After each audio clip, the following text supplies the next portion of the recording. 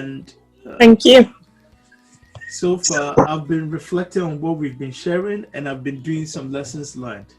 And I realize during the sessions, I make notes and I share the notes during the session.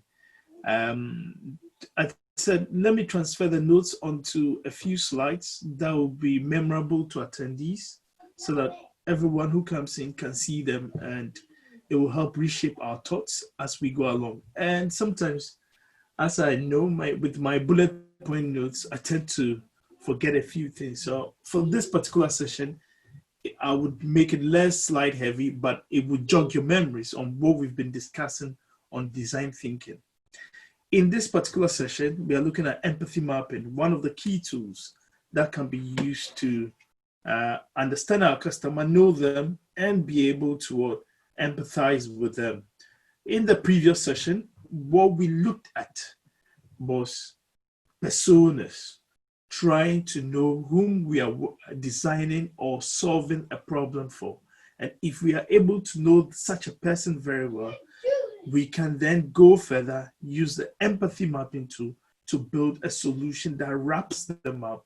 And over time, the entire team will be able to empathize with that person, know that person, and then build a solution for that person. So what have we been looking at so far? On our journey on design thinking, we've learned what design thinking is. We've understood the empathize phase, the define phase, ideation phase, prototyping, test, and validation. We're still at the empathize phase. We've not moved further at all because there's so much to learn about the empathize phase. And for the next, I think, 2 more sessions, we would take a deep look at the empathize phase, because if you do this phase very well, which is also known as the discovery phase, you tend to build a better understanding of your user, and you are able to provide them with a solution that meets their needs.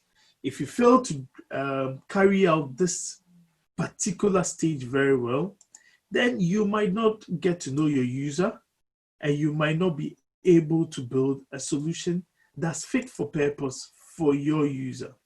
So our focus for this particular stage is the empathize phase, knowing our user and building a solution that's fit for purpose for them. So we've got the define and ideation phase that we'll be looking at in later sessions. We've got the prototype and design, hi-fi, lo-fi, and high fidelity design, which is almost getting a good view of that particular solution you are building. Low fidelity is using wireframes and paper designs just to give us an overview of that particular solution we intend to build for the customer. So in the empathize phase, the focus is to understand the customer, as well as in the define phase, we are understanding the customer. It's not considered to be a step-by-step approach or a parallel approach. It's an approach that we can always come back to. We empathize about our customer, we define, and if we don't have so much information about that particular customer, we could go back to the empathize phase. If we define and understand the solution and we go into the ideation stage and we still haven't got enough information, it's okay to come back to the define phase. It's okay to come back to the empathize phase. And throughout the understand, explore, materialize, we will be going back throughout the circles just to understand more about the customer. It's not a one-step-by-step approach or a waterfall approach. It's a series of iterative approaches that would enable us to understand our customers.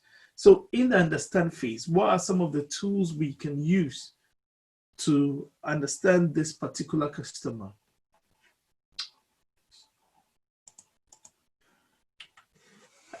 We could use the boss card to kick off our session. Yep.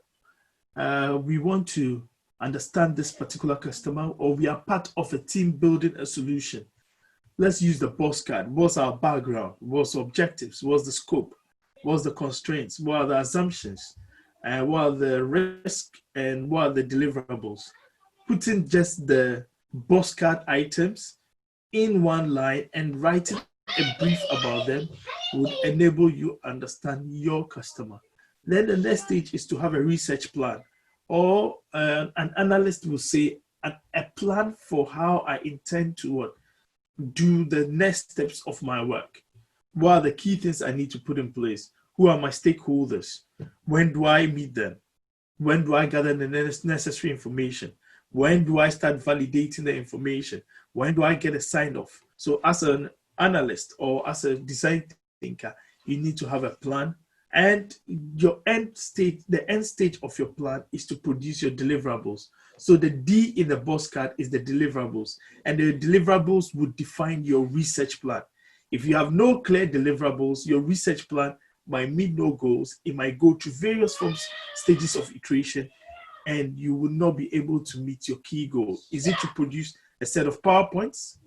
Is it to produce a thesis document? Or is it to produce an essay for people to read? But usually for the analyst, it's to produce a set of requirements, either functional, non-functional, for the development team to be able to use in building the solution. And in doing that as well, we might produce wireframes by using use case diagrams, what else? Process maps, various forms of designs to help the development team understand the view of the user, how the user will be using the system. And we've used this at Lean Icon Technology in building our website. And currently we're using some of the wireframe designs in also building another solution we are working on, known as Inro. And on the Inro project, we produced a persona. We had a product manager going out for interviews, and then he had his own empathy map. I'll show you I'll show you an example of his empathy map, and I'll show you other examples of empathy maps I picked from my research today, so that you can always understand the practicalities of building empathy maps. The key driver of building empathy maps are using workshops. Currently, we are moving towards online workshops, remote workshops, not face-to-face workshops. So as an analyst or as a design thinker, your approach now will be looking at workshops from an online perspective. How can I master the process to ensure that I can engage everyone who attends that particular workshop? It's tricky, it's difficult. I deliver training courses, I engage in workshops, I'm in retrospectives, and I still find some tools interesting. Currently, practicing using Miro, and it's a good tool to use. It helps with breakout sessions, and it enables people to, and enables all the attendees to be able to input onto the board without it being one person. So in one of our, I think in our next session, we'll practice using Miro in producing an empathy map. So let me go through the next stage. So as an analyst, you think of your plan stage. What are the things I need to put in place? What are my questions? Who are the stakeholders? In the empathize phase, I've written emphasize. Interview, observation, customer journeys and personas. We define ideas, prototype, and test. So we are running a workshop to produce an empathy map. What should you do as a analyst? First, you need to understand your boss card. So you scope out the challenge and set clear objectives. So my background, my objectives, what's in scope, what's out of scope, what are the assumptions, and finally, what are the risks and deliverables. You plan your workshop agenda, gather all the necessary materials, invite your participants well ahead of time so that they can book it into their diaries, and have an onboarding call and assign pre-work if necessary. Yeah. And when delivering your workshop, what do? Have a quick introduction, have a quick chit chat, And this afternoon, Juliet led us in a very good chit-chat icebreaker. And one of the key things she said is, don't be shy. And I think that was a very good thing to get us all relaxed for this session. In the workshop, define the problem, generate ideas, create prototypes, and debrief. This could be one that they've said 15, 20, 30 minutes, but actually when you're running such sessions, certain places could take you 45 minutes and 50 minutes. And if you're doing it for the first time, give yourself the leeway to have half a day for the first session and half a day for the next session, and bring your attendees on a journey. So what's an empathy map? An empathy map is a collaborative visualization tool that we would use to understand our customers. And it's simple, it's visual, it captures all the knowledge about our customer and gives us a proper shared understanding of their needs and aids in decision making. Is it worth using? I would say an empathy map is always worth using. There are advantages, there are disadvantages, but let's look at a few things. It provides a better understanding of the user. We are able to distill proper information, and it provides a visual reference. It helps us to call out key insights from research, and it's fast and inexpensive. So what would an empathy map look like? Something like this. Everyone attends, they all put information on the wall, and the key areas you want to look at is views from the customer. How do they see the world? How do we appreciate them? Do we understand their feelings? And how do we communicate our understanding of that particular customer? It provides us with 4 key areas to look at when understanding our customer. And the most important thing is, in the middle, we've already done a persona mapping of that particular customer, so we know them a bit, so we can add more to them. And the team that should be involved should be given an overview of what the persona map is about that particular customer. And this work can be done by the product manager with the product owners, the research analyst, the design thinking team, and some developers can join the empathy mapping discussion just after you've produced your persona statement. So we're creating an empathy for our customer, how they see their world, understand their feelings, we appreciate them as human beings, and how we communicate our understanding with them. So a simple empathy map will look like this. We've got the user, the persona in the middle. What do they say? What do they think? What do they feel? And what do they do as a person? So this alone can help us understand whom we are looking at, our persona, and we can build more information about them. There are other tools as well, like the empathy map canvas that we can use. So this is how the empathy map canvas looks like. For who, what do they need, what do they see, what do they say, and what do they do, and what do they hear. This is a more elaborative approach, or it captures more compared to one like this. This one is more of a simple one. This is more of a more detailed one where we can understand the customer. Which one would I recommend for use? I will start with this. Simple.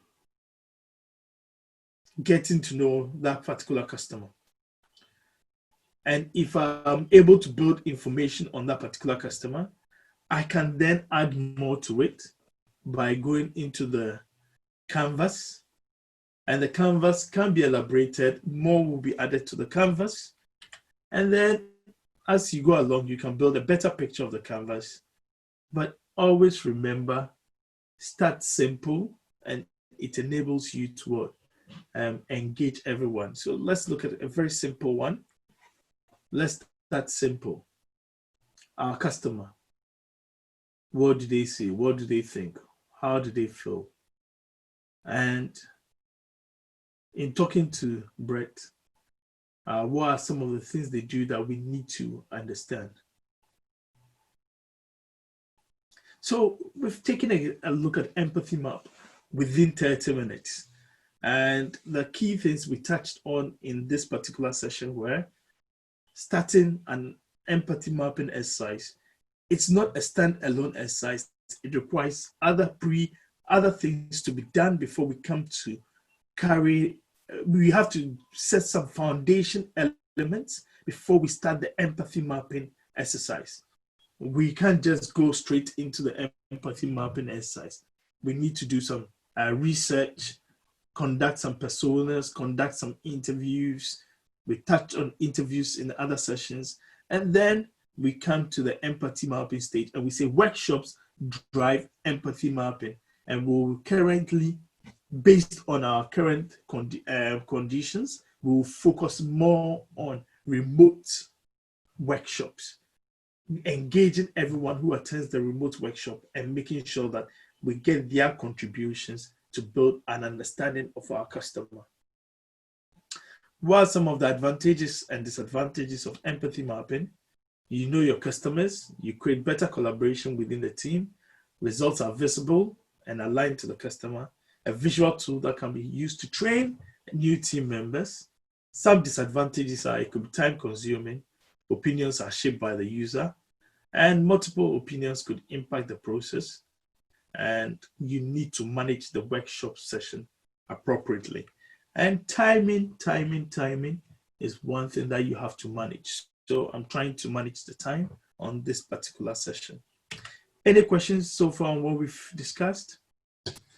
Yes, I have a question, please, if I may ask. You mentioned one of the tools.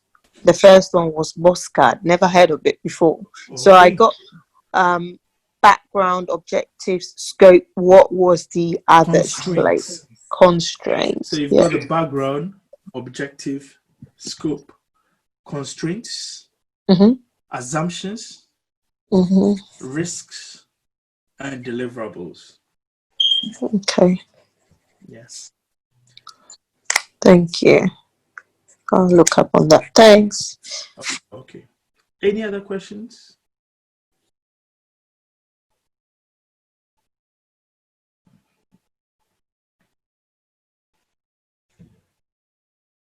So let's unmute ourselves and see if we've got any additions or any questions we want to add. If you've got additions to the session, feel free to add, and others would also listen and learn from you.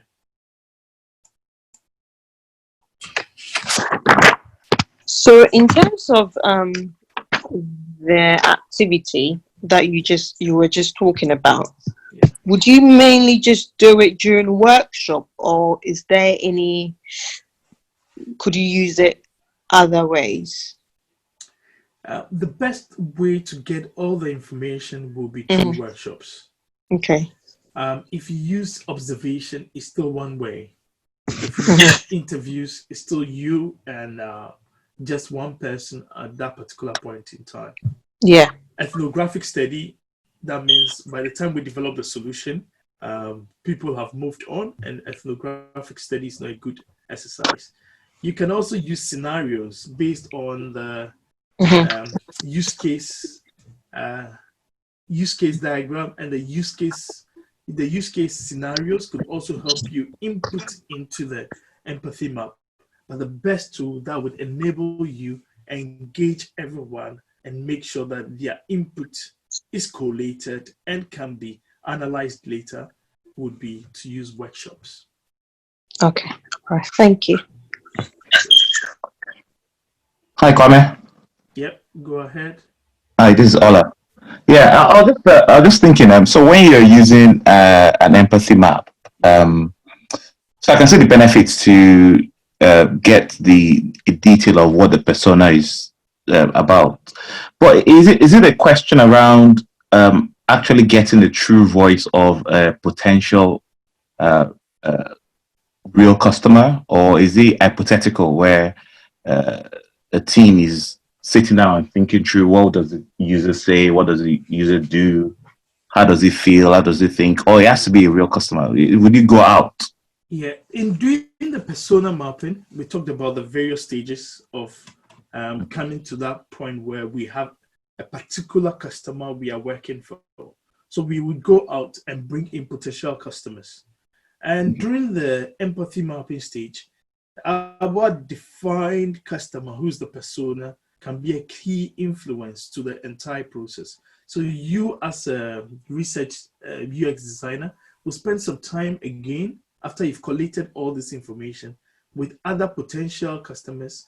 You could look at extreme users, non-extreme users, average users, and all of them would keep inputting into the process so you know really the voice of the customer as you emphasize. So it's understanding the voice of the customer, using the customer group from average users, extreme users, non-extreme users, and bringing their voice together so that you can paint a better picture of them for building the solution. Okay, thank you. Yeah. And it's more like the stakeholder analysis you would do, but this is more focused on the customer. So I was just thinking if the customer is out, I missed your initial session. I was just thinking if the customer is out of the organization, then it's a bit of some user research work to go out, to get those customers. Yeah. Okay. Hi, Kwame. Go ahead. Owen. Yeah, I'm just thinking, I mean, like all I just said, I missed out on the very first part, but I mean, I know that it's just, I'm looking at the reality of getting the range of the customer base to get an accurate picture. Take, for example, let me give an example. If you wanted to build a terminal, Yeah. a POS terminal where someone would have to use their card, Yeah. and you want to find out what experience would a customer get, what would he be looking for when he wants to actually use a card in a payment center, a POS. Yeah. So you have it's a vast array of customers you're looking at here, okay? Male, female, old, young, disabled, and all of that. So how do we capture this persona in the most effective way? Okay. So let's look at one that I worked on with a client. Yeah. We've got a savings bank, and the savings bank has got a group of customers who are located in Cardiff. The focus was we looked at transactions, working with the account directors, and said, okay, which of our customers engage with us a lot through complaints, through feedback? So immediately using the complaints and feedback approach, we identified a group of customers, sent emails to them, and asked them if they would like to support in the building our new solution. So using the complaints and feedback, you've identified those who are really in touch with the business and willing to support the entire process. You send a group of letters and a few would apply, and those will be your core customer group who will now form the key customer research group that you'll constantly be falling on. You would have some customers who, once you send them the letter or email, they will jump on board. Others will say, because of time constraints, they're unable to jump on board. Over time, and it won't be just, let's say, over a week or 2 weeks or 3 weeks, you would have been able to identify a group of customers who will be involved in the process. And that would continuously help you refine the persona statement and the empathy map. Ideally, within the organization, you've got customer user groups or customer service teams or people who work directly with the customer. They will be your first point of call, and they can help you input into the persona building, and they can also help you input into the empathy maps before you now go to the real customers. So some will call them, or some organizations, you call them your subject matter experts or your customer engagement team leads. And those are the first point of call before you start going into the real customers. Okay, thank you. I hear what you're saying. I hear what you're saying. Yeah, because you have to have a starting point, anyways. You know. Yeah. Thank you. Yeah. Hello, my name is Tendai, and my question is just to do with the process for running the workshops. I Okay. recall in my current job right now, where I'm working as a business process excellence analyst, I was asked this question about how to run the workshop. And I just wanted to know whether there's a hard and fast process that must be followed for you to be able to come up with a good and strong output. Or would you just have would you just have a random template that you could trick around depending on the audiences and all that? Because it seems to be quite an important aspect, of this process. So I was just wondering if you have to follow like the steps that you shared there with regards to running of the workshop, or could you jump step 1 and go to step 2 and all that? Yep. Let's say this is one that I would go to, but before I go to it, I would have done some activities, and it would just be me jumping to the necessary activities I have to follow. So I'll create a plan, get to know my stakeholders who are attending.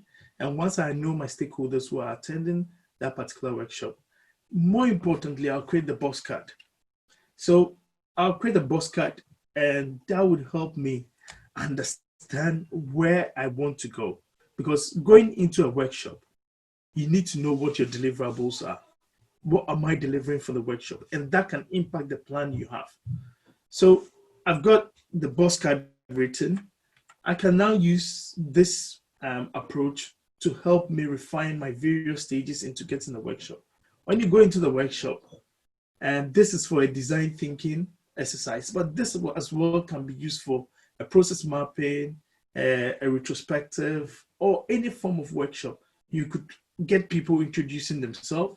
And if you introduce an icebreaker, because it's the first time the teams are getting to know themselves. If the teams know themselves, why put in an icebreaker? I'll immediately cancel the icebreaker because I don't need it. People know themselves. And if I'm delivering training, which I do often, the first question I ask when I go into an organization where everyone is coming from the organization, the question I ask is, do you know yourself? Look around the room. Do you know 80 to 90% of the room? If you tell me yes, I'll say, look, let's stop all this old form of introduction. Let's just move into the course. And if someone desperately needs to know anyone, yep, we can do further introductions. I'll introduce myself, the reason for this particular workshop, using my boss card or using that particular context. It's a training. This is what I'm going to present. This is what you should know. This is my experience. This is why you should listen to me. It builds that bridge between you and myself. Then we go into the key stage of why we are here for a workshop. I've got the problem statement defined. We go through the generation of ideas. We can use empathy maps. Let's look at it from a process mapping perspective. Have you got a board? Have you introduced people to what you are going to work on? Have you identified the actors? Have you identified the swim lanes? Telling people how to map out the process. And then you map out the first step of process. Everyone reviews it. Get people to review it again. Move things around. Map out the second stage of the process. If people are tired, please let them go home. And then you could go away, refine your workshop outcome, and send it to the people, let them validate. If required, you can organize a second session for a workshop and then get them to sign it off. That's how I would approach a workshop session if I am asked to. Thank you very much. Hey, Kwame. Go ahead, whoever. Do you think that the timing for workshops is quite important? Extremely. Why? I won't do a workshop on a Friday.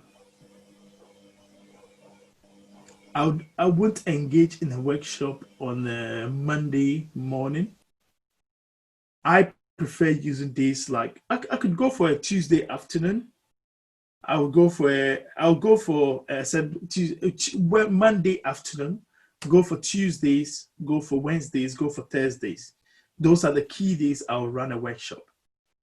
Fridays, face to face with the companies I've worked for, people just want to hit the door and go. And if you invite most people to workshops on Friday, forget it. People would not attend.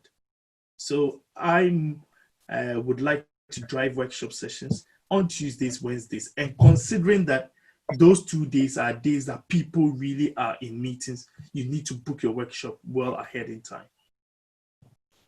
Have I answered your question, Owen?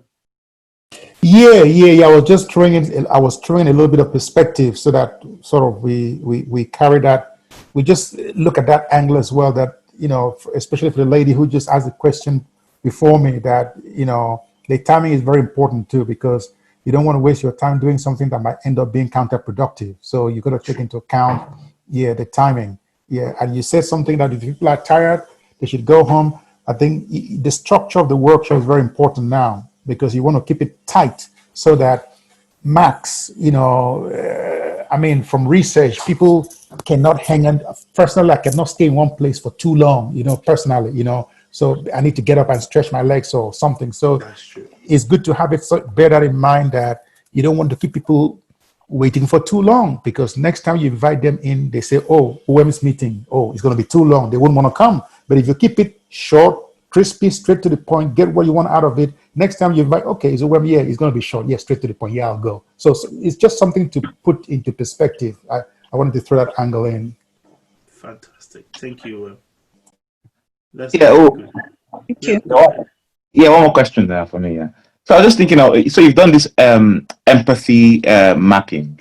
So you've got some kind of an idea of the persona, what was more meaningful to them and their purpose. So how do you now take that information to the next step in terms of what you're, if you're building a solution or whatever you're doing?